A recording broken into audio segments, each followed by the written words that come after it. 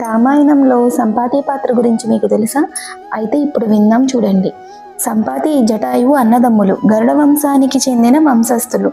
వీరిద్దరూ సూర్యునికి ఎదురుగా దగ్గరగా ఎగరగల శక్తి కలిగిన వారు. అలా దగ్గరగా వెళ్ళగా సంపాతికి రెక్కలు కాలిపోవుట జటాయువు గ్రహించి క్రింద పడకుండా పట్టుకొని రక్షించాడు.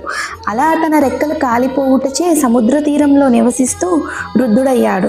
రాముడు, హనుమంతుడు, జాంబవంతుడు సీతను వెతుకుతూ ఉండగా అలసిపోయి సముద్ర తీరం దగ్గర కూర్చొని ఉండగా సంపాతి వారిని చూసి మొదట ఎవరో మాయాదూతలని భావించినది.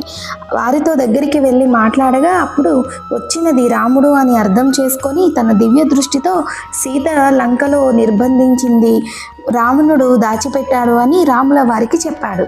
రామకార్యంలో సహాయం చేసినందుకు అతనుకు తిరిగి రెక్కలు వచ్చి పైకి ఎగురుతూ రాముడిని మనసులో స్మరించుకున్నాడు. అక్కడితో సంపాతి ముక్తి పొందాడు.